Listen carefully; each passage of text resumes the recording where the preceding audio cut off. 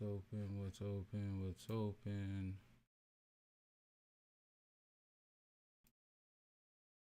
There we go. What's good, y'all? We are officially live. Let me close out some of these tabs. Hold on, hold on, hold on, hold on, hold on. We here, we here, we here, we here, we here. All right, all right.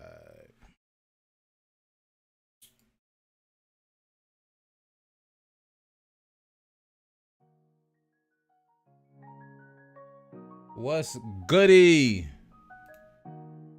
How y'all doing? How y'all doing? How y'all doing? Sorry for the delay. I had to get some things in order real quick. That already feels a little too loud. There we go. We in the building though. We are live from what I can tell. The live seems to be going just fine. Let me see if I can slide this. Oh, that's like in the screen. All right, there we go.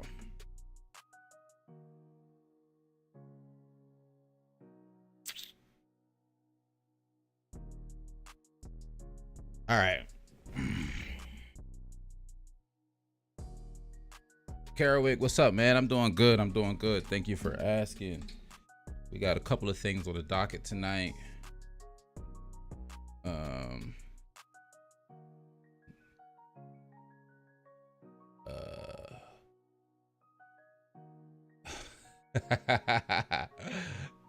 Rage, you and me both, man.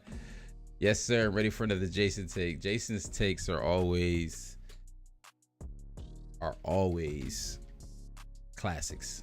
Ain't no other phrase for it at this point. They're just classics. All his takes are classics. All right, I got that ready to go. We gonna do this. Hold on 1 second, y'all.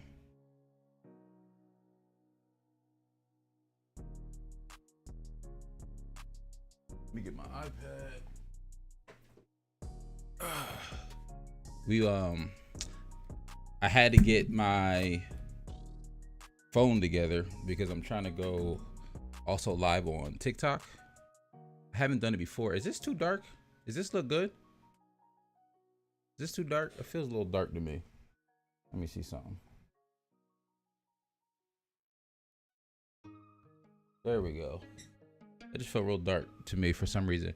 Yeah, Rage. Kyrie definitely did went off. And yes, Jason's take do make the show more enjoyable. I always enjoy when Jason calls in because honestly, you never know what you're gonna get. Sometimes you might get something crazy, you might get something wild, and in other times he might actually say something profound and make a lot of sense. You never know you're gonna get from Jason, but that's why I like when he calls in because he keeps it real. You know what I mean? And that's the whole point of everything, of the show, of my TikToks, of everything, is to just talk hoops and be able to talk hoops with y'all. And we're not always going to agree on a take, but to be honest with you, that's fine. I think I like this the best. I'm real picky when it comes to my lighting, if y'all can't tell. Nah, that's over bright. There we go. We're gonna leave it like that. We're just gonna leave it like that. We're gonna leave it like that. We're gonna leave it like that. All right. So we got a lot on the docket tonight. Thank y'all for pulling up to the stream. Welcome to Hawks Hoops. Every Wednesday night at 8 p.m. Eastern, live, basically NBA talk show. Oh, wow. I forgot the Nets Sixers game happened after our last show. I hadn't even really prepared to even thought about talking about that going into tonight's show. Honestly, it really wasn't on my list of notes to talk about. But real quick, Rage, I'll talk about it real quick. No, I wasn't happy about the Nets Sixers game, obviously. And even I wasn't even happy about the Sixers Orlando game right after that. Although we did win, I still wasn't necessarily happy with it because of how we won, this, that, and the third. The Nets Sixers game, we just came in flat. Like we just looked real flat. We didn't look like we had any energy at all. Like the off-ball movement that I was somewhat praising a couple weeks ago, I mean, a couple of games ago wasn't really there. The off-ball movement that I said I liked from what I saw from Harden before wasn't there at all. And it was a stinker of a game. It was a stinker of a game, but it was one game. I'm not changing my opinion drastically on either of those teams. Like I said before, it just was what it was. It was a bad game for the Sixers and an amazing game for the Nets. The Nets, I want to say, shot well over 50% as a team. Seth Curry shot lights out. We'll see if that. I don't see that continuing, in the future to at least that extent. I'm not saying the Nets are a bad team or anything like that, and I'm not saying the Sixers are an amazing team or anything like that, but it was just one game. It was a great game for the Nets. I just got to keep it being that way. It was from a person who's a KD fan, and I like Kyrie's game. It was fun to watch that way, but it was a rough game as a Sixers fan to watch. But I stayed and watched the whole thing. All right. I want to get into a couple of things at the docket at the top of the show before we really get into it a lot. Get into a lot of talking about playoffs coming up, talking about teams coming up. Real quick, Kevin Garnett got his jersey retired. When was that? When that was just like a couple days ago. Like, I don't remember the exact date, but the last couple of days he got his jersey retired in the Garden, his number 5 in Boston. And I watched the whole retirement ceremony. It was a ceremony that I wanted to see. I usually don't watch most NBA retirement ceremonies, like jersey retirement ceremonies. I usually don't watch a ton of them. But this one is one I really wanted to watch because I'm a fan of KG. I'm a fan of that 08 Boston team and the years after that. I'm a fan of that era of Boston teams because I've shared before, that's what kind of got me into basketball in the first place. That era, that 08, 09, 010, that's when I really started diving into basketball, really started getting into and paying attention to the game of basketball. And it was just really nice seeing Boston show some love to Kevin Garnett. They were going through his highlights. They talked about a little bit the process of how KG and Ray Allen came to Boston. And even talked about a little bit of history of how bad Boston was the year before those guys all got together. And the 06-07 season, Boston was 24-58. Kevin Garnett and Ray Allen joined that team. They built some other pieces around it, but that was the big three, And if they now immediately get better and they're 66-16, that is a wild turnaround. They end up having the number 1 defensive rating that season, top 10 offense that season, and the number 1 net rating in the season. And it was just really nice seeing those guys together. Carrick says the Kobe era. Yeah, I mean, it was the Kobe era. That's really what it felt like. I don't know. That's a great statement for it. It was really when I got into basketball. It's when Dwight Howard became my favorite player. It's when Kobe became one of my favorite players. And it was just really nice to see. And so then I was looking back and watching some old Kevin Garnett highlights. And it's almost funny because I feel like a lot of, I don't even want to say like today's generation, but like I almost feel like some fans now don't realize how good some of those other teams, some of those older guys were, especially that Boston Celtics team, especially with all the hate that Paul Pierce gets now. I'm not even gonna go into that, but it was just nice. It really was nice seeing those guys together. I enjoyed it. And if you haven't watched it, it's a very entertaining retirement ceremony. If you're a Boston fan, if you're a KG fan, if you're just a fan of that era of basketball, it's a good retirement ceremony to see. And it was also nice to see Ray Allen in the building. It was at the 75th, at the All-Star break when they were going over the top 75 players of all time. We saw Kevin Garnett, Paul Pierce, and Ray Allen take that photo together and share a moment together during that time. And it was really nice to see because, I mean, it's an historic history of how much that 08 Celtics team, those guys hate Ray Allen, or at least did hate Ray Allen because he went and played with the Miami Heat. So I thought it was really nice to see. It was nice to see them all embrace there. That he call out Ray Allen and be like, hey, man, it's really nice to see you here. They embracing that hug. And he says, hey, yo, Ray Allen, you're next. And he says, Rondo, you're next. So it was just really nice to see. And I agree with him. I think Ray Allen and Rondo should have their jerseys retired for the Boston Celtics. I see what the chat's talking about. The Kobe era. Super Kicks, what's up, man? Thanks for pulling up to the stream. Rage, yeah. It was good to see Allen and KG, man. Kerouac, at this point, Paul Pierce is underrated. Low key, because of all the hate that man gets, it ain't crazy to say. Like, it ain't crazy to say that he's underrated at this point. Super Kicks, I have a question. What was the game that you really got you into basketball? For me, it was game 7 of the finals. Cavs versus Warriors. That's actually a really good question, Kicks. I made a TikTok about this, YouTube short / TikTok about this a couple weeks ago, and it was a January game, Lakers versus Kings in 2009 or 10. It was in Sacramento. Kobe hits a game winner in the fourth quarter to win the game, essentially. That was like, Kobe was going off that whole fourth quarter. The Lakers were down like 20 at one point, and he got them back in the game and won the game. Jason, what's up with you, man? Yeah, the phone line should be open. How you doing, man? Phone lines are open. Feel free to call in 609-365-0382. Once again, 609-365-0382. All right. So I just wanted to start the show showing some love to Kevin Garnett, showing some love to the Boston Celtics, because I really did think that was a really good retirement ceremony. If you're watching this on TikTok, I'm also live on YouTube. The link is in the bio. That's where you get the full show. You can see what it actually looks like, all that in the third. You can also call in. That's the noise you're hearing from YouTube. All right. Thanks for calling Hawks Hoops. This is Hawk. Who am I talking to? Oh, hold on. Jason, you there? Why did it just say connecting on my end?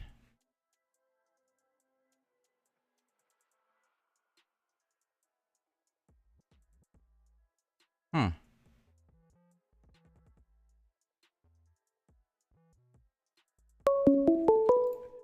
Let's try this again. Thank you for calling Hawks Hoops. What's up?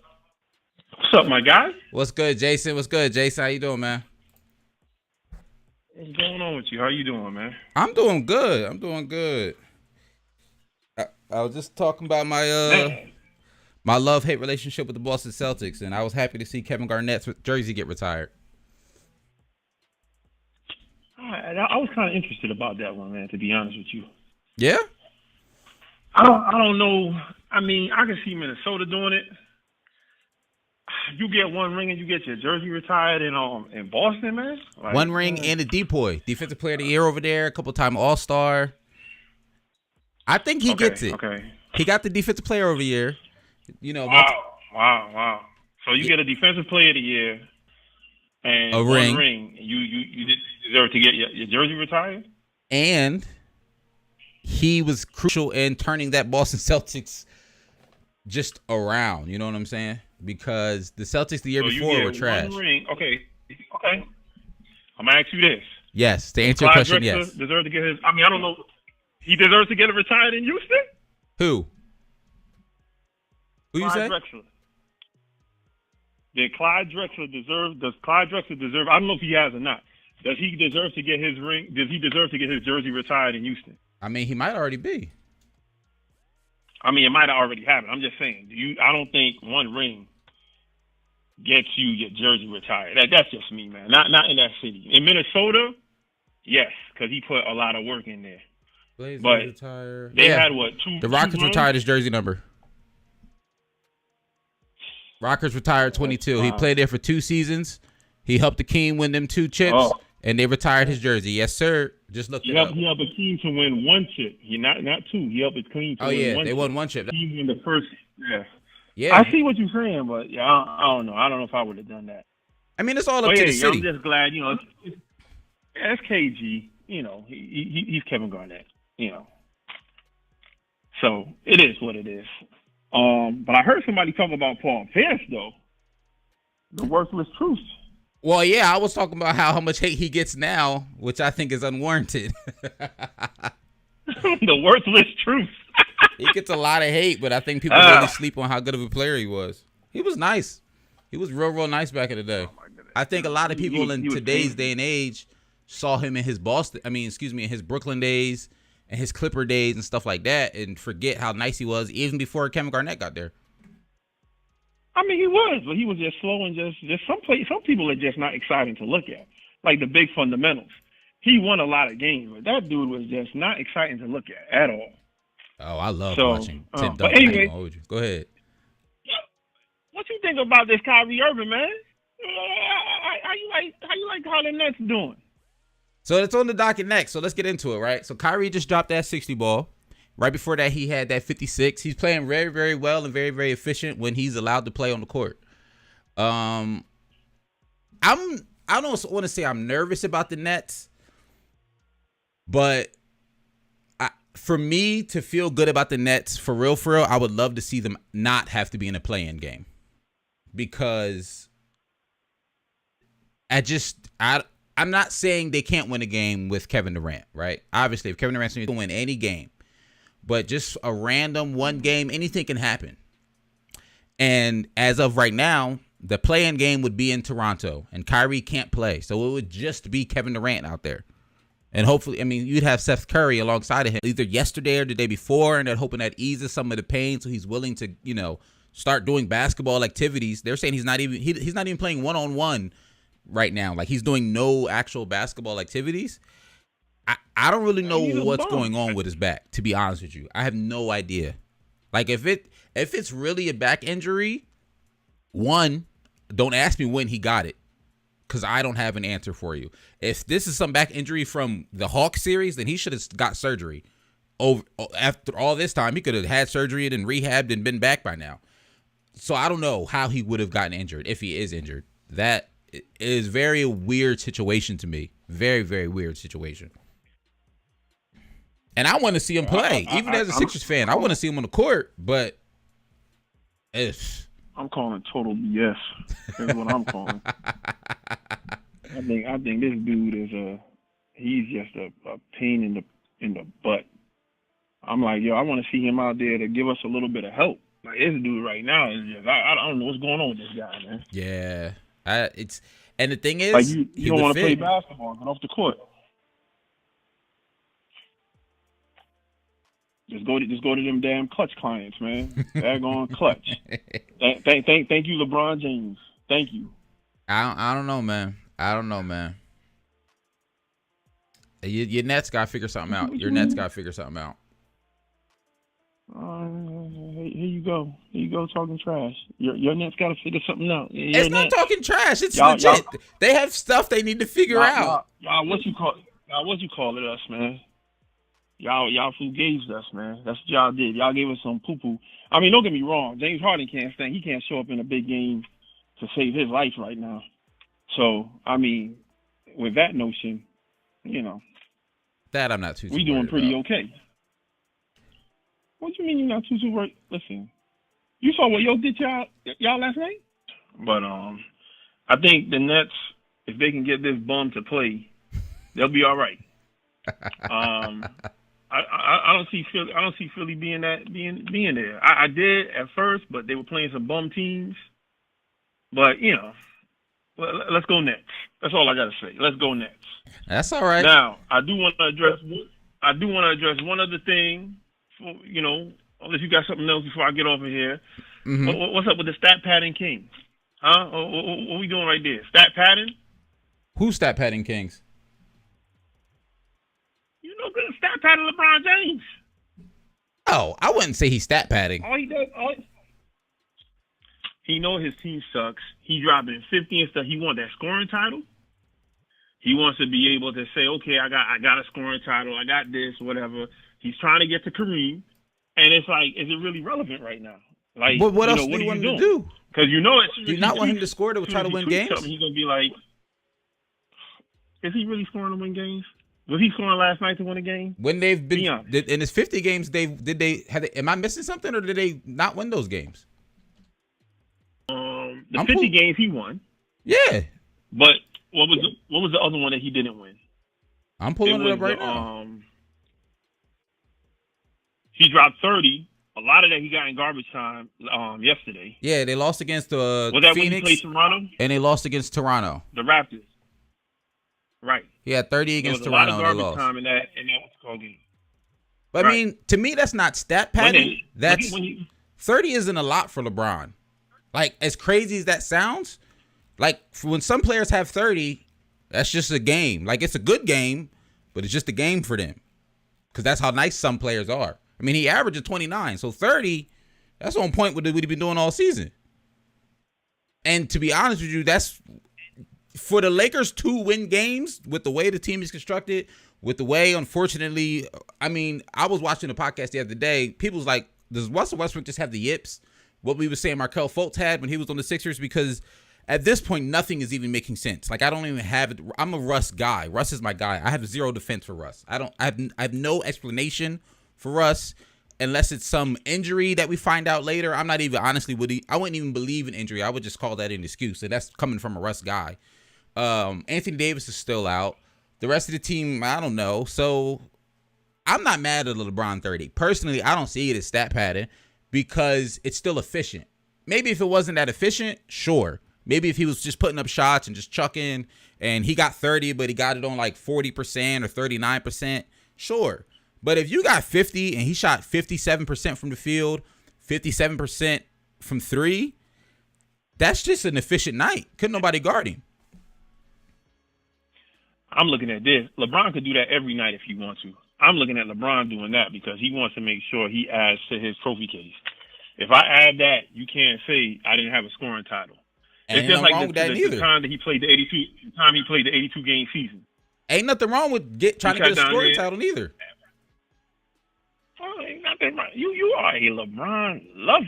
Oh, I'm not. See, and that's the problem with a lot of people. You love that man because I respect greatness. A lot of people think I'm a LeBron fan. I'm not. He's not my favorite player. He's never been my favorite player. Heck, back when I was in high school, you can hit up Mario, you can hit up Dami, you can hit up G. All my boys, they knew me as a LeBron hater in high school because I'm a Dwight Howard fan, and they was always clashing. The Cavs and the Magic was clashing. Mario told me, I'm not going to name drop, but I heard from one of your people that you were undercover LeBron lover. I mean, if that's what people want to interpret it as, because I can respect a player who's playing great, then sure. If respecting a great player is turning into a lover of that player, then call me a lover all day because I respect the game. I respect it. And if every hater is like, you don't have a scoring title, and you have an opportunity to get a scoring title, why wouldn't you try to get that? Because also in the process of going for the scoring title, your team needs to score for you to win, and no one else in your team can score. So you might as well score, try to win games, and if in the process you get a scoring title, I really don't see what the problem is. I hear you, man. I hear you. You feel me? I think he's doing it to do like, all right, I did the 82 game season, so you people that said I don't play 82 games can cut it out. I'm doing this over here so that you guys can't say I ain't got a scoring title. All right, we got that done. Just so that I can get this, just so I can back up this GOAT argument. That's why I think he's really doing it. Because right now, to me, it's a lost season. They're going to make the play-in because, you know, I don't see them other teams really coming up to game them in this last, and Anthony Davis going to come in. They're going to make the play-in. They're going to make the playoffs. That's just my opinion to it. But I think he's doing everything he can to combat that Jordan thing. Which is fine. I think that's the piece I think a lot of people miss. It's okay to want to be better than somebody else. I think that's a piece a lot of people miss. A lot of people are mad that LeBron is potentially, or at least they perceive it to be, because we don't know, he ain't said whatever, but they're perceiving his actions as trying to be better than Michael Jordan, right? Why is it a bad thing to want to be better than somebody else? Is that not competition? Is that not why do we play the game? To be better than somebody else? And this is, once again, because I feel like every time I say this, I got to put out this disclaimer, because then people be like, oh, Hawk thinks LeBron's the GOAT. I've never said that. Michael Jordan is still my GOAT. Michael Jordan will probably always be my GOAT. But I don't see anything wrong with trying to be better than the GOAT. I look at it like this, Hawk. My whole thing is, it's not that you said it. Like, now you know how MJ is. You've seen MJ back in the day, right? Mm-hmm. you know for a fact, he probably thought he was better than Jerry West. Like, hell, you ask that man, he probably thought that he was better than daggone on Will Chamberlain. Okay? But what did he always say? I can't rate myself between the other people. And I think that's the thing that got to me. When he said that video, when he talked about, I won through Cleveland, Jason, that right you gotta there let that made me go, the greatest bro. player of all time. You just gotta I let ain't that never go. letting that go. Never You gotta let it go. Until he come back and be like, nah, I was wrong. That's I was just wrong different for saying personalities, that. Let then. other people do it. But I hear you. You know, I'm not mad at the brother. I hear you. But do you think that he deserves, since we're on LeBron, do you think that he deserves his jersey retired with the Lakers? LeBron James should have his jersey retired everywhere he played. I'll die on this hill. LeBron James has his jersey retired in Miami, Cleveland, and in LA. Let's not kill you because we won't have Wednesday Hawk hoops, so let's not kill you. Don't put that out there. But you know what I mean? Every team he plays. Every team, Lakers, Miami, and the Cleveland should all retire LeBron's jersey. And now the Lakers is going to be the Lakers will be a tricky one, only because he switched numbers. So I don't know what number they would retire, but I mean they could retire his 6 because then isn't that what he wore when they won the chip? He wore 6, I believe. Retire that. I wouldn't be surprised. Mm-hmm. I wouldn't be surprised, and I wouldn't be mad. I think there's an argument that he could have a jersey retired in all 3 locations. Now, if he goes somewhere else after this, depending on how he is in his career, probably not. But these 3 spots, I wouldn't be surprised. Okay. I really want to. Hey, you get a chance, man. Look at Winning Times. Look at Winning Times, you said? The documentary? Yeah, pretty good documentary with Magic Johnson, Jerry Buss. I don't get paid by them, so I'm making that disclaimer without it. But it's a nice little documentary to take a look at how these old guys were doing stuff back in the day. I'm gonna have to check. That's on HBO, right? I think I seen it. That's new. Yeah. It's they got the second episode dropped on Monday. Bet I'll have to check that out. I do not work for HBO. I just think that it was good, and I'm just putting that out there since you're a basketball aficionado. I think you would like it. I'm gonna check that out. All right, man. All right, man. Too much more of your time. Thanks for calling in, Jason. Peace. Once again, I always appreciate Jason for calling in. Rage said the stream was buffering. I see that on my end too. I'll be honest. I don't know why. I don't know.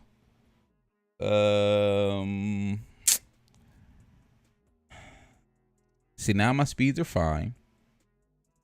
Right? Nah, they really are moving a lot. Let me try something. All right, TikTok. I'm sorry. I'm going to have to end the TikTok stream because I think that might be, or let me do this. Let me at least take the TikTok, my phone off Wi-Fi. It might mess the TikTok stream up, but I'd rather the TikTok stream be messed up than the YouTube stream. YouTube stream should be better now. I don't know how factual that will be, but it should be a little better now. It was for me too, but now it's okay. Yeah, I don't know, man. See, because on my end, it looks all right. But then when it gets to the YouTube, like the speeds I'm pulling in OBS are solid. But the speeds I'm seeing in the stream, all right, they look like they're leveling out. All right, seems fine now. Oh, snap. I ain't even peep. Kev, what's good, man? Thanks for pulling up to the stream. How you doing, man? All right, so next thing. Oh, I know that mic punch was loud. So next thing on the docket, right? I want to go back to talking about Kyrie's 60-point game real quick, because I thought it was really impressive. One, just the month of March in general has been wild for basketball, like wild. So in this month of basketball, and this is a shout out to StatMuse for putting this tweet together for me, making my job easier. Kyrie had 60. Cat had 60. LeBron had 56. Tatum had 54. KD had 53. Kyrie had another 50 ball. LeBron had another 50 ball. And I want to say, I can't remember all the way, but I want to say like the last week in February, Tatum had another 50 ball or like a 40 piece, some high scoring number. Right. And I just think it's just really impressive how well some of these guys are playing right now. And I wanted to show some love to Kyrie because of how efficient that game was. Unfortunately, I wasn't actually able to watch the game live. I missed most of it. But I did go back and watch his highlights. I went back and watched a lot of Kyrie's possessions because I really just wanted to see how he was getting to the bucket, what he was doing. And one thing I thought was interesting as I was watching it, and I was like, Kyrie's shooting the ball a lot on the right side of the court, like driving right, pull up, driving right, going all the way to the rim, pull up jumpers on the right hand side. And so one thing I thought was interesting, and then I started thinking about Kyrie's arguably most iconic shot. Is it even arguable? Kyrie's most iconic shot, his shot over Steph Curry in the finals. And so I said, well, let me look at the shot chart of this game. And so I said, let me look at the shot chart. I was just very curious because I was like, am I tripping, or were most of his shots on the right side of the block, right? And it's not really a knock. I don't really have some deep analysis of this. I just thought it was really interesting that I noticed that most of his shots were on the right-hand side, and I think he really just favors that. Because you can see right here, a lot of these were dribble pull-ups, catch and shoots, dribble handoffs. Even in here, a lot of dribble pull-up action or some floaters going on. Over here, we did see some deeper threes back here. Running pull-up, three-pointer assist, three-pointer.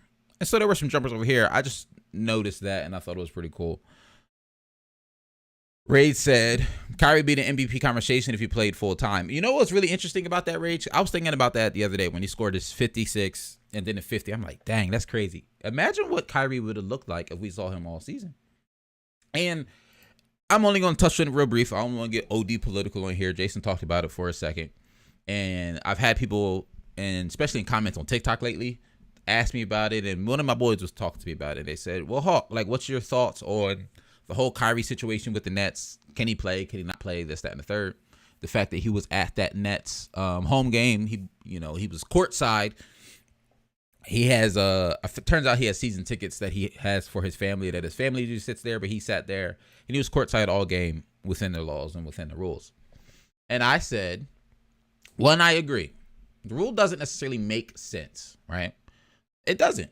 Let's be real. The rule doesn't make a whole lot of sense. Let me get my music on real quick. The rule doesn't make a whole lot of sense.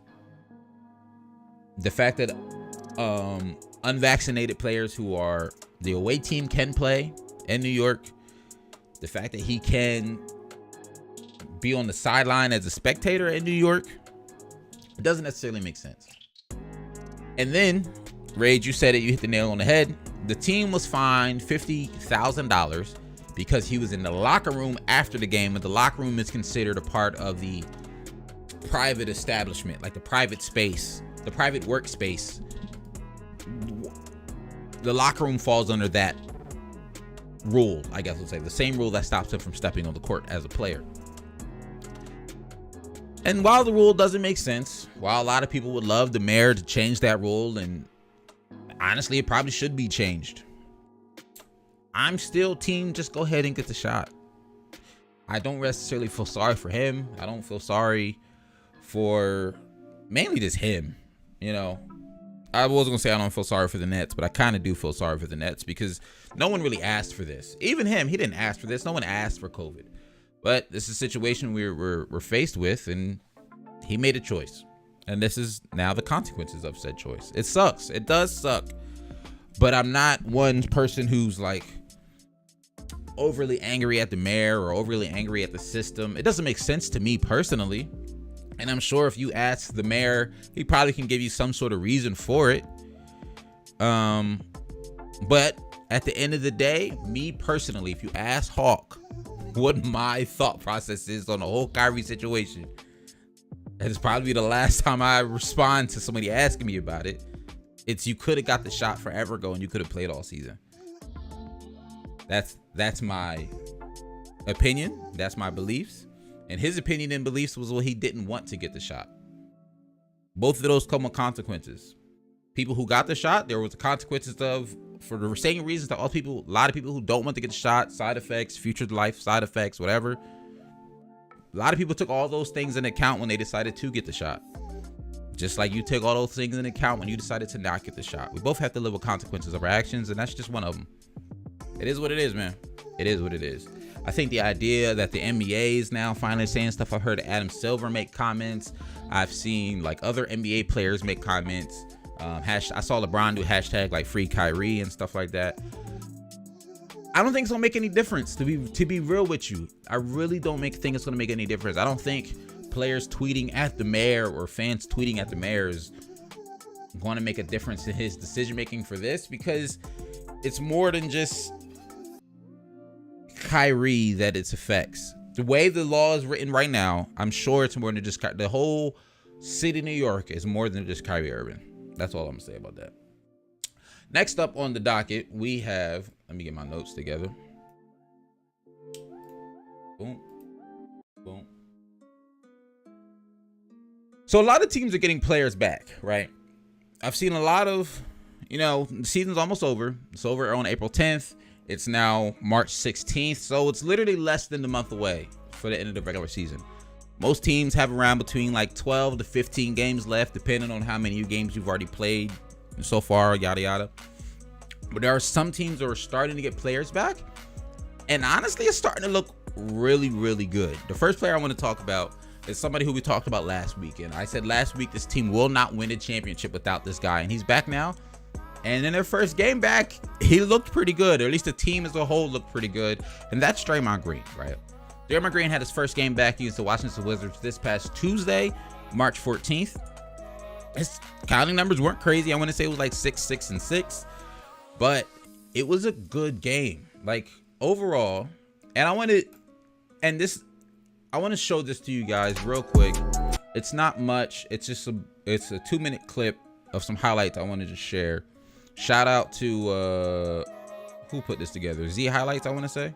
Yeah, shout out to Z Highlights on YouTube for putting this together for us. He ain't really put it together for me. I'm even gonna let him get his ad off.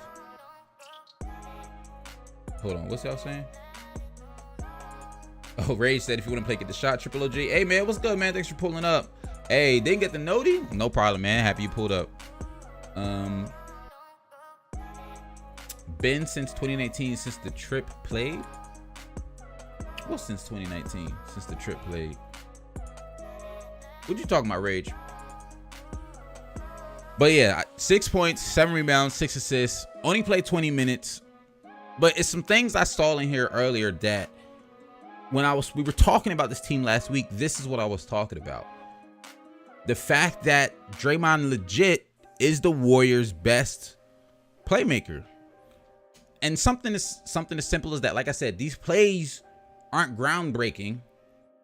But the fact of it is, at least in my opinion, the Warriors don't have other guys who can do this. The Warriors don't have another guy who can do what Draymond does, offensively and defensively.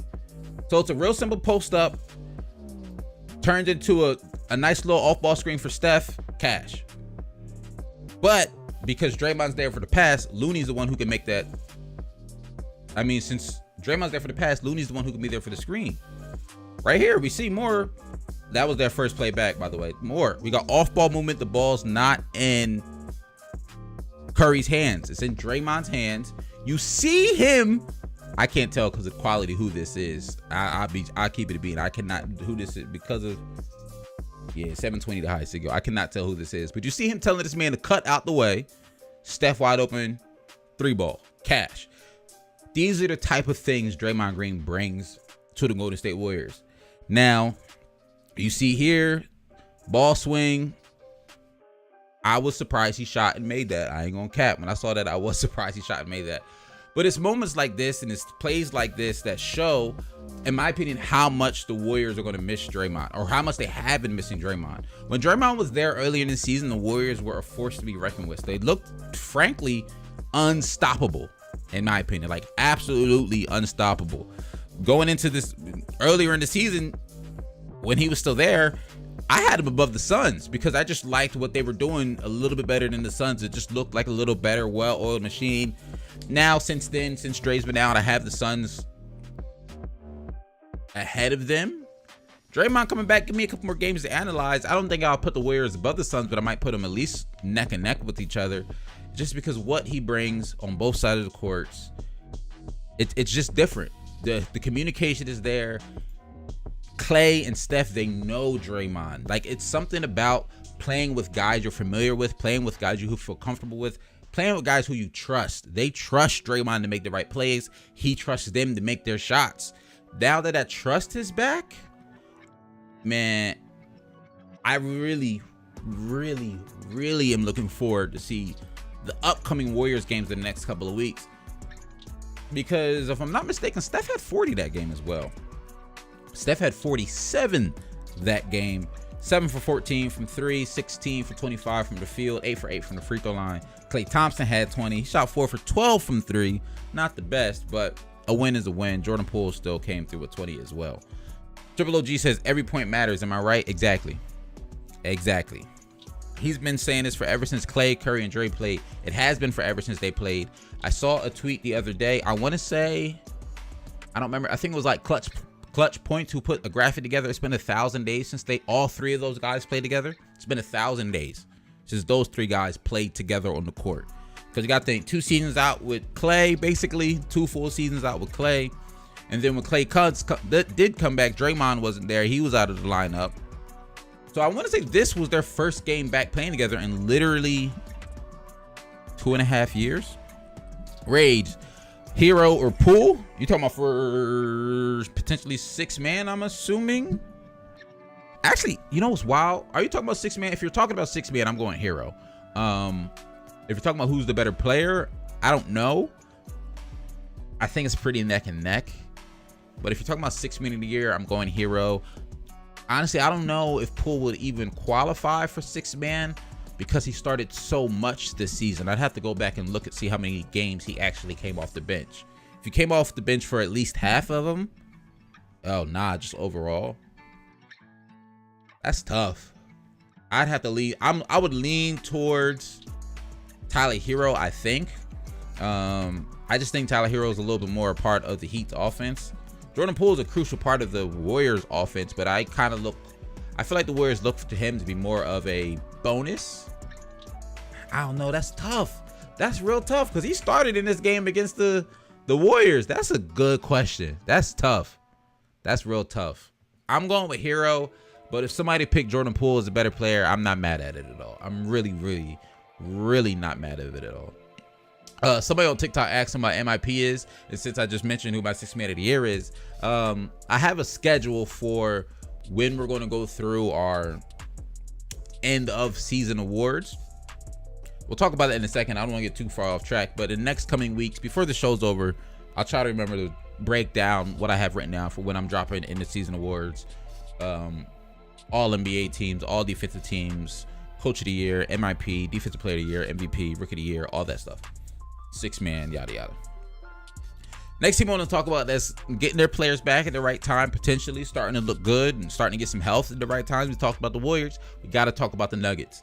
News came out that the Nuggets have assigned Jamal Murray to their G League team. Let me pull it up right here. News just came out. Is this what I'm looking for? Yeah, I think this is what I'm looking for.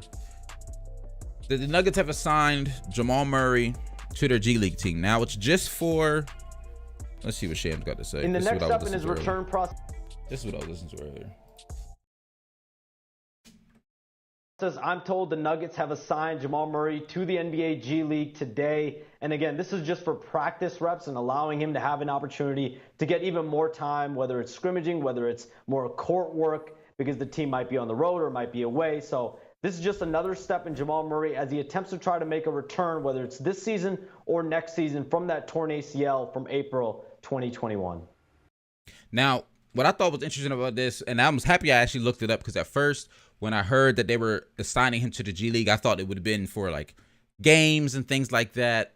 If he'd be actually playing games in the G League, it's looking like he's just going to be in there for practice, going to be in there for drills, just to get more reps in, to get more basketball activity in. So I don't know if that means he's actually going to be sooner or later in terms of when his comeback is, but I think it's going to be good. I think if Jamal Murray can come back, if Jamal Murray can look, we'll say like 70, 80% of his old self. Instead of being like the 20-point per game scorer he was last year, he comes back and he's a 16-point per game scorer, 15-point per game scorer. I think that just would be an added boost to the Nuggets ceiling. Like, Nikola Jokic is playing so well this season. He's got this Nuggets team that's missing literally 2 of their starters. More than just 2 of their starters. You can make an argument against maybe Michael Porter Jr., but clearly missing their second best player and Jamal Murray, and really probably missing their third best player and Michael Porter Jr., at least who they have planned on being their third best player.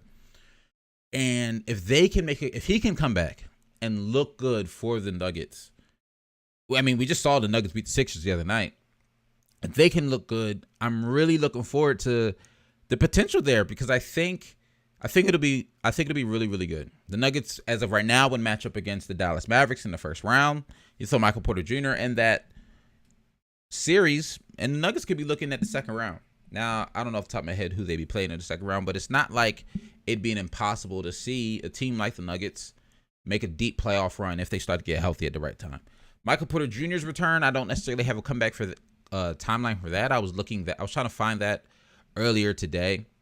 I haven't seen a clear timeline on what his return looks like, but I'll at least say this: the team is hopeful. I don't personally believe we'll see Michael Porter Jr. back this season, only because his back surgery was just in December. And when it comes to backs and back surgery, I know they usually take a longer time, and it's not something you want to rush because it's very, very possible to re-aggravate that injury. With a player like Michael Porter Jr., there's more hopes to see him because his injury was last April. He's had surgery. He's had a lot more time to rehab that. I think we would at least see him by playoffs. That's my hope. That's my wish. And I would love to see him by playoffs. CBJ, thank you for pulling up to the stream. Appreciate you for pulling up. Trey or Ja? Oh, see, you asking the tough questions.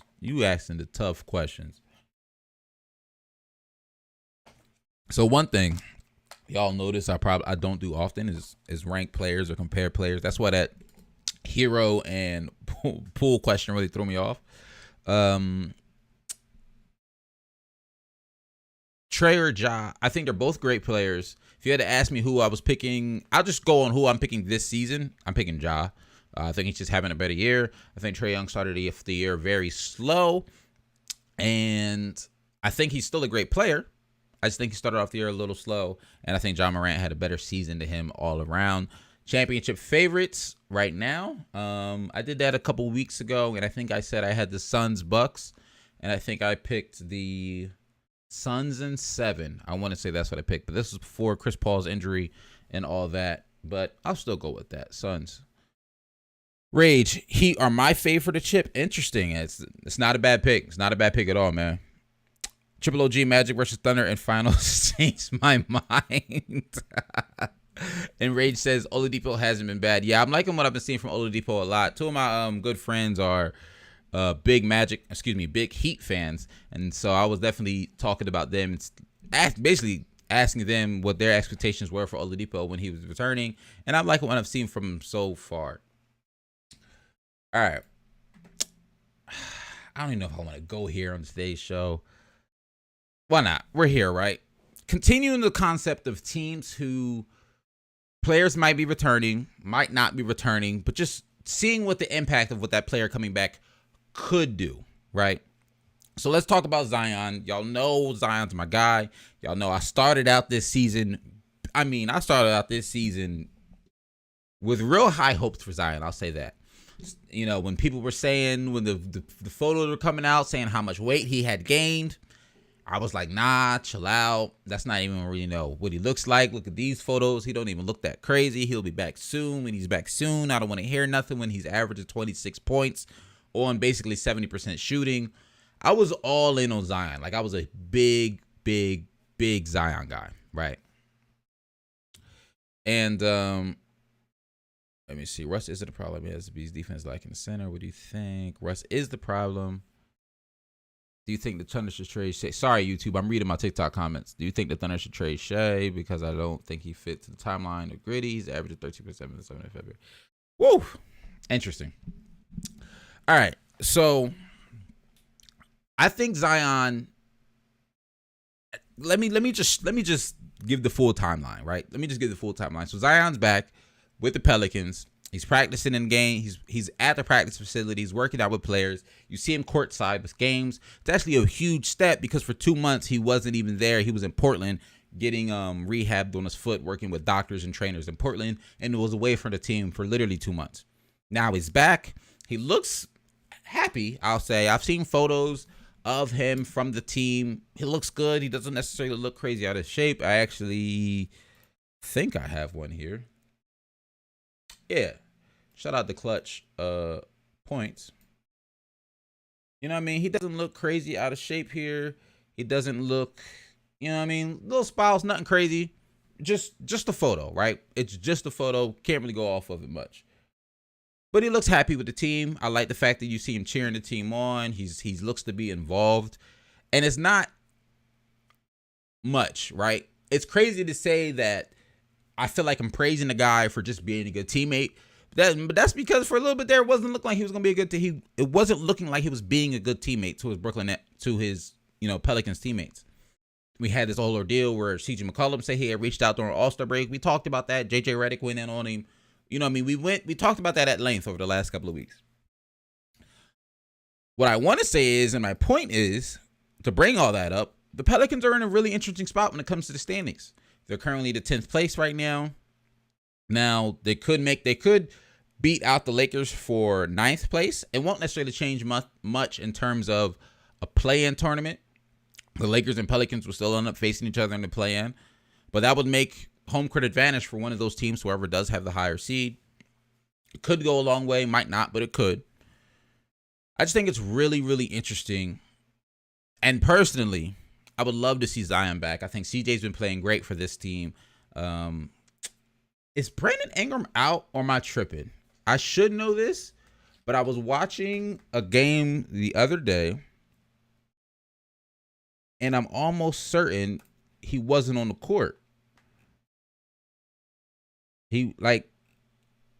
Is he injured? What y'all saying? Is B.I. injured? I researched it a lot later to come to conclusion. The last part of my analysis of other people's opinions. What is your top 10 of all time? Oh, CBJ, you asking for top 10s of all time? You throwing off the vibe, my guy. Rage says Isaac is injured now. He can play all he wants. Rip trade shade to the Magic. Switched over from TikTok and sub. Brody, who's your favorite to win the Hey, appreciate you, man. Brody, for pulling up, switching over from the TikTok, coming here, joining the stream, subbing. Appreciate that. Hey, that means the TikTok worked because that's what the hope was. I was saying, let's go live on TikTok, see if somebody want to pull up to the YouTube and, you know what I mean, check out the YouTube content as well. But am I tripping for real, or is Brandon Ingram injured? Like I said, I should know this. I don't. Sorry, guys. Let me see. See, y'all can see what I see. Y'all can see what I say. And CJ status for the Rockets Pelicans game. I think this is the game I was watching and they didn't play. Right hamstring soreness. Okay. So nothing serious. I think they just set him out for rest from what I can tell. But it's interesting that they set him out for rest considering they have a slight cushion in the standings. I mean, it's not crazy. I'll pull it up for y'all so y'all can see it as well. They have somewhat of a cushion in the standings. Right now, they're 28 and 41. The Trailblazers are 26 and 41, so they're 2 games ahead of them in the win column, matched up with them in the loss column. But I definitely think they feel more confident that they can win games at a higher clip than the Pelicans. Than the Trailblazers can win games, and that's completely understandable. Trailblazers, I don't want to say they're tanking. Ooh, excuse me. I don't want to say they're tanking,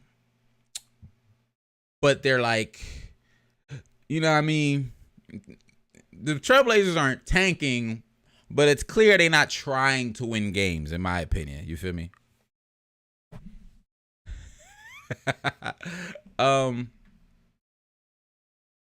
So yeah, doesn't like B.I.'s injured. I would love to see Zion back. I said all that to say I would love to see Zion back. Even if it's just for a couple of games, right? Even if it's just for like the play-in game, and if they make the playoffs, then, see him for that. But I just think it'd be cool to see for the fans. Now, if it's going to make him, if it's a crazy risk, if it's a potential re-injury, things like that, then no, don't do it. But if the doctors can say like 100% certainty he's good, he's ready to go, he can, go back to it, then sure, I would love it. I would absolutely love to see Zion back, even if it's just for a game or two. If the doctors say he's straight, I would love to see him. I would love to see him back, man. Love to see him back. All right. Let me look at these comments before we go to the next team in the list.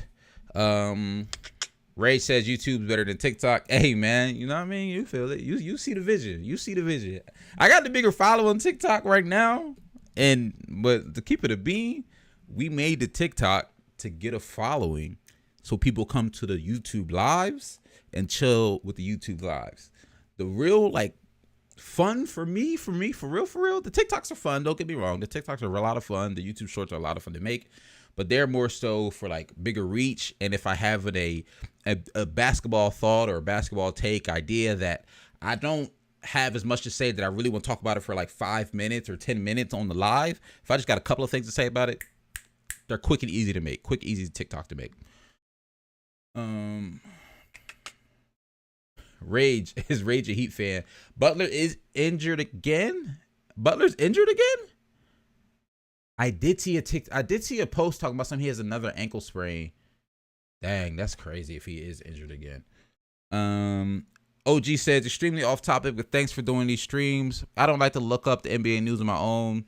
You do the job for me. Thanks for these streams. Hey man, appreciate you for pulling up. Thank you for pulling up, Triple OG.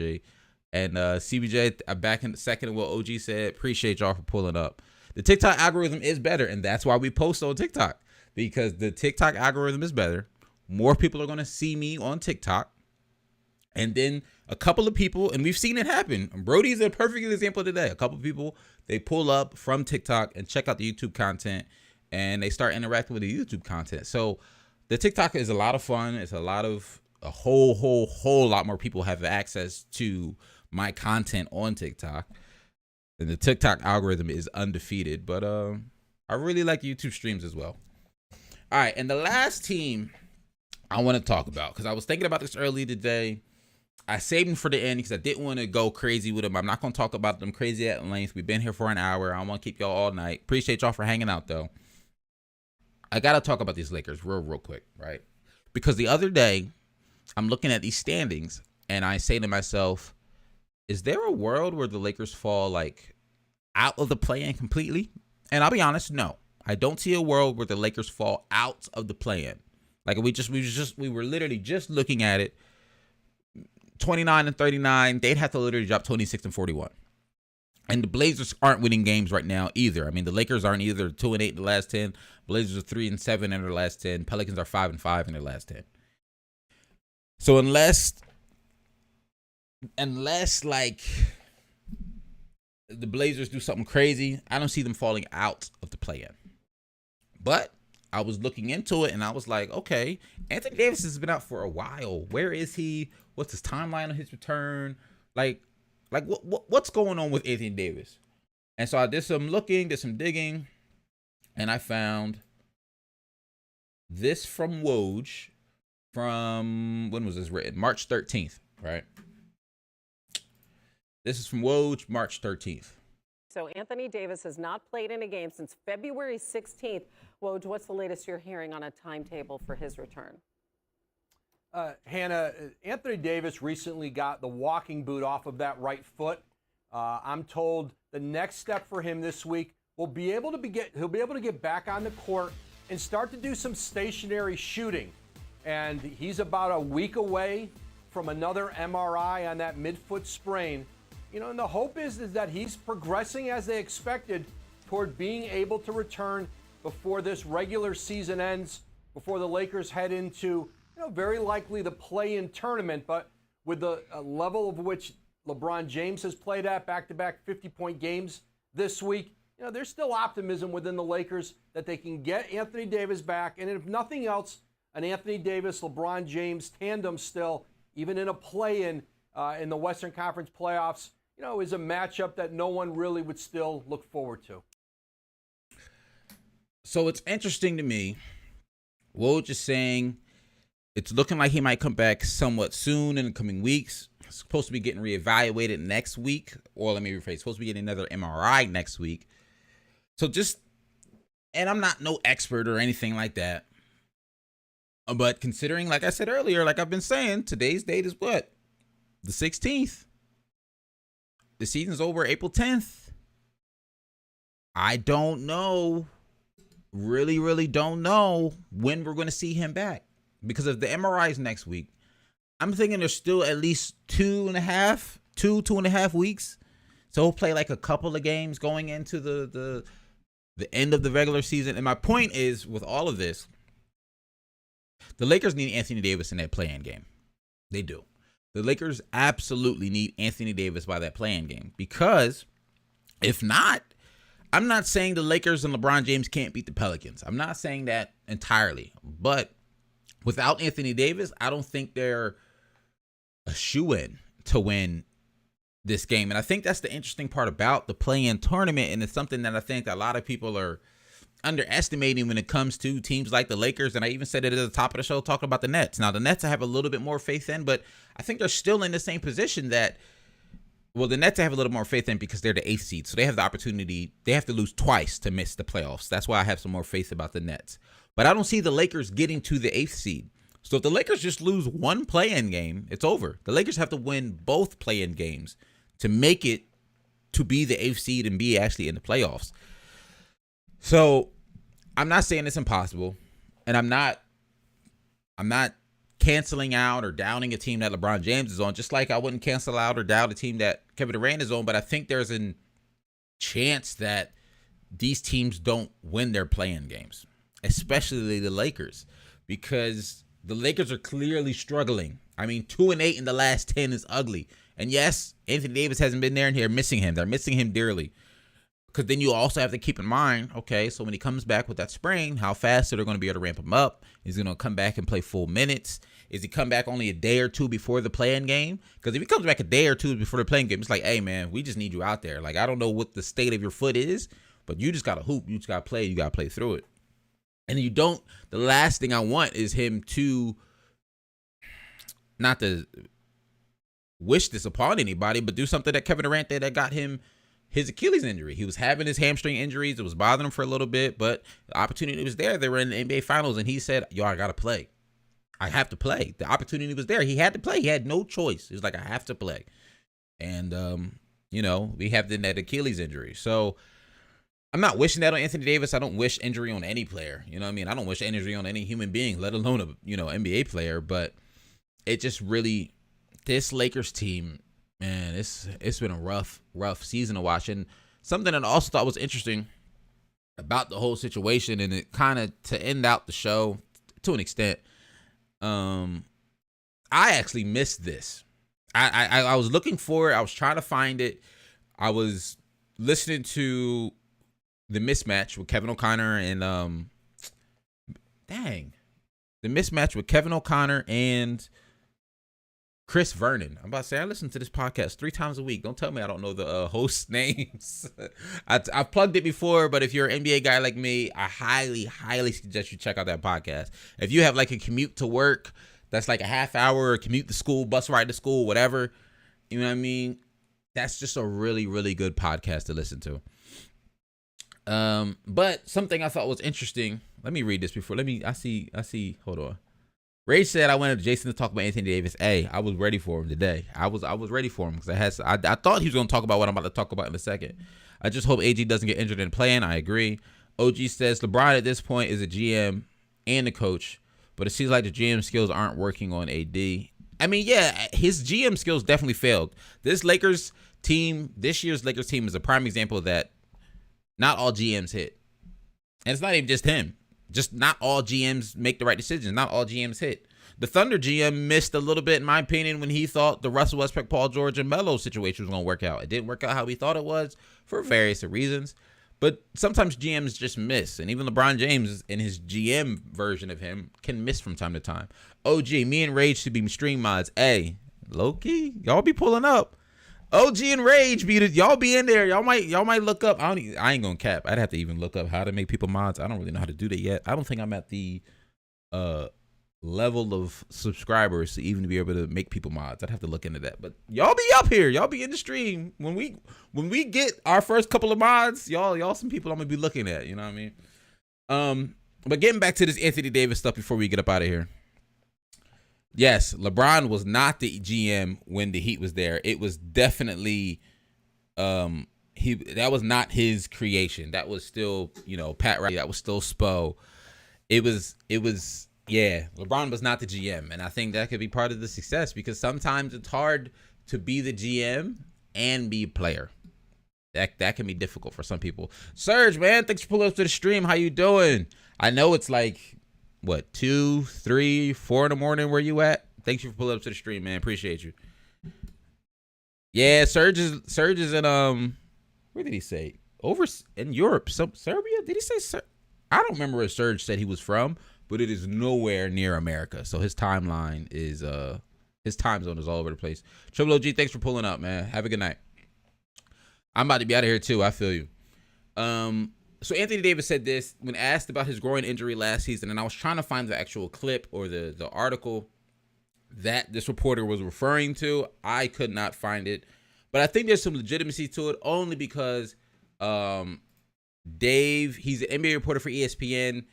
I don't think he's I wouldn't think Serbia. There we go, Serbia. Thank you for pulling up. 2 a.m. That's crazy. Appreciate you for pulling up. I don't think he'd be capping. This basically is all I got to say. I don't think he'd be capping about this. So when Anthony Davis was asked about his groin injury was the main reason the Suns beat the Lakers in the playoffs last year, he says it was. We know that, they know that, and they got away with that one, which I thought was really, really interesting, right? So another reporter asked Devin Booker his opinions on this, and this is what Booker had to say about it. Nah, that's what's going to happen anyways. I just think it's funny. Why do you think it's funny? It just is. I know what you're trying to do to win, but yeah. Nah, it's just all the ifs. And, if was a fifth, we'd all be drunk. If my auntie had something between her legs, she'd be my uncle. It's a lot of ifs in this game. And, you look at history along the lines, like there's something that comes up for every team during every season. So, instead of just taking the high route and going, you have to make a comment like that. It's kind of funny. Monty even said before the game, like, Chris was hurt. So that's what what's the name said, and I thought my boys call me old because I like a lot of old phrases. When that man said, "If ifs was a fifth, we'd all be drunk," low key, that was a bar. I don't know if he made that up. I don't know if it's a rap lyric. I'm not really into hip hop like that. I don't know where he got it from, but I thought it was a bar. And if my aunt had something between her legs, she'd be her uncle. The if game when it comes to the NBA, when it comes to injuries, when it comes to people trying to discredit other teams or other players' accomplishments because of the if game is very, very annoying to me, to be honest with you. Very, very, very annoying to me. Because like I always say, hey, Serge, you took words from my house. CP3 also couldn't shoot the whole series, like literally the whole series. He was actually on JJ Redick's podcast last month and said, I don't know why y'all were guarding me, because he couldn't shoot. Wasn't LeBron going through injuries too at that point? I can't remember. I don't remember either. He may have been, but I'm not 100% sure. Rage, to be honest with you. And it's interesting because I think a comment like that is the state, the mindset of this Lakers organization right now. Because I feel like there would have been a better answer to that question of reporters asking Anthony Davis, because this was recent. This was like this past week or over the weekend. Like I said, I apologize. I couldn't find the exact date and time, like the exact interview question of when it was asked. But I feel like the proper response to a reporter asking Anthony Davis, hey, do you think you guys would have beat the Suns if you were healthy? Instead of saying yes and talking about something that happened literally a year ago when it doesn't matter anymore, the proper answer would be like, hey, man, we're not really worried about that right now. I'm just trying to rehab this leg. I'm trying to rehab this foot. I'm trying to get back. My team needs me. We're not playing well right now. My focus is on getting back and helping my team. And I think that would be the better response to that type of question. Just avoid the question altogether, regardless of if that's how you really feel. It doesn't really matter. It looks like you just live it in the past. It doesn't look like you have your priorities in order. Very similar situation to Russell Westbrook when they asked him a couple weeks ago, this season doesn't look like it's going along with your expectations going into it. And then Russ was like, I didn't come into this season with any expectations. I don't have any expectations. I don't go into anything with expectations. That sounded so, and like I said, y'all know I'm a Russ fan, but that sounded so dumb to me. Like it made no sense to me whatsoever. So you're telling me you just show up for a job with no expectations of how you're going to perform, no expectations of how you think your teammates are going to perform. You're just there vibing, right? I don't know what's wrong with Russ. I don't know what's wrong with this Lakers organization as a whole, but they got to figure something out. And the thing that sucks is I don't know where they pivot. Like for a lot of teams, if they're struggling or if they decide to rebuild, I can usually see what the pivot is, whether it's a trade, whether it's a moving of a major piece, whether it's draft picks, whether it's cap space. I'm usually able to find what that pivot would look like for a team. I don't know what the pivot is for the Lakers. I mean, I take that back. I do know what a possible pivot is. I just don't think they have the guts to pull that off, because with Russ's play this past season and his contract, no one's trading for that. With Anthony Davis, I want to say he's a free agent after next season, or the end of this season or next season. I'm not 100% certain. Let me look it up. Before I say what I'm about to say. Anthony Davis contract.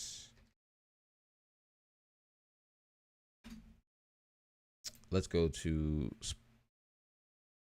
Oh, did he actually do that? I forgot he did that extension.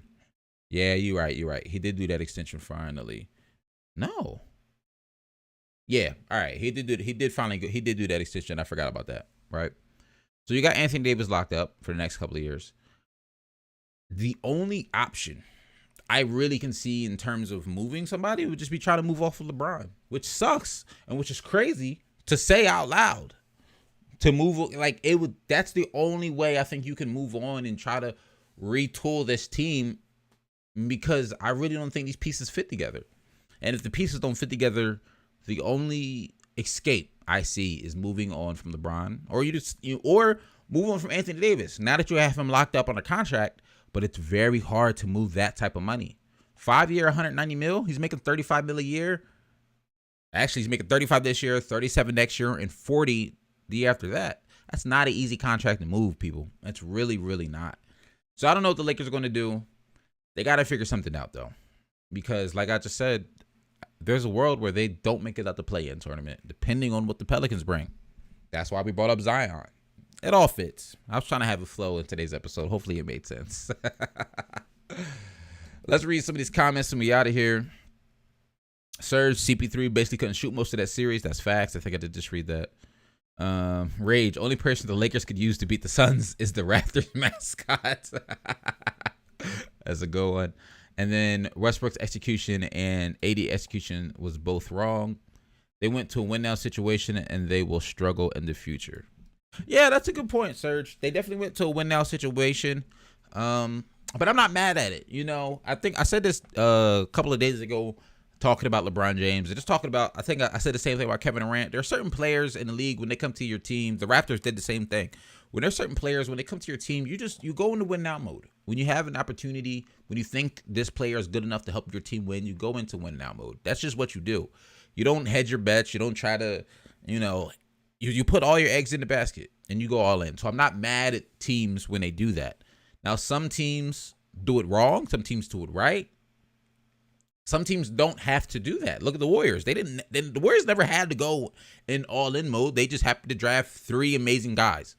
And then another amazing guy wanted to play with them. But they already had won a chip with just their 3 amazing guys that they drafted. You look at a team like the Toronto Raptors, they had, through the draft and through the process of when they traded away DeMar DeRozan and the guys they had brought up through the draft to kind of replace him, the OGs, the Fred VanVleets, the Pascal Siakam, you have an opportunity to trade for Kawhi Leonard. So you move on from DeMar DeRozan, you get to Kawhi Leonard and Danny Green, and you win a championship. That's a team, in my opinion, who did go all in, but the all in worked. You know what I'm saying? So teams go all in all the time.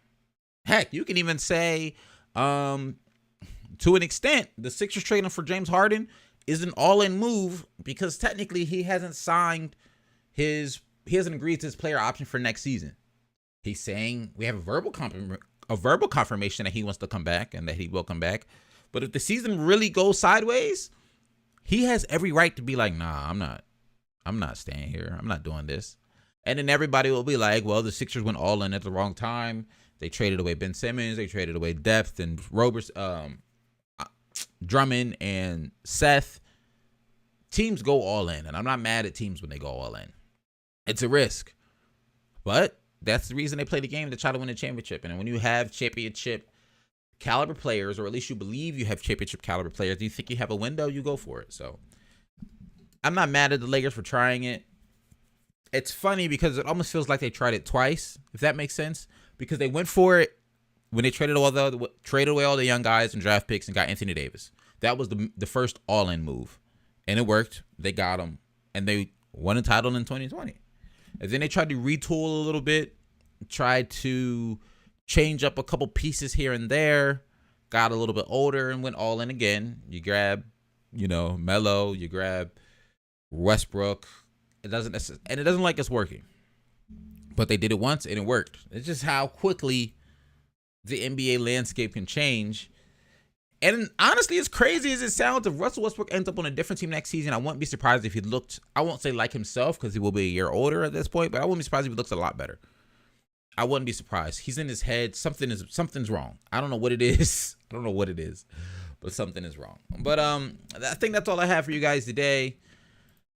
Looking at the NBA standings, if it's anything that pops out that I wanted to talk about real quick, that's how I usually get most of my topics. I look at the standings and I try to think of who I've seen this week, some trends I think I might have seen in the past week, things I want to talk about of that nature. So only a couple weeks left in the regular season. Enjoy it. That's what I wanted to talk about. Only a couple weeks left in the regular season. So I want to say, to be exact, right? Let me pull up my calendar app.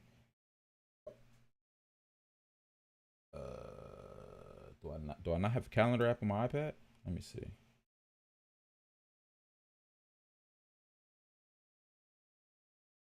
No, I don't have the calendar app on my iPad. That is wild.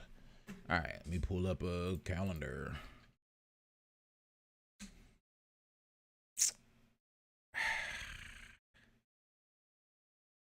Okay.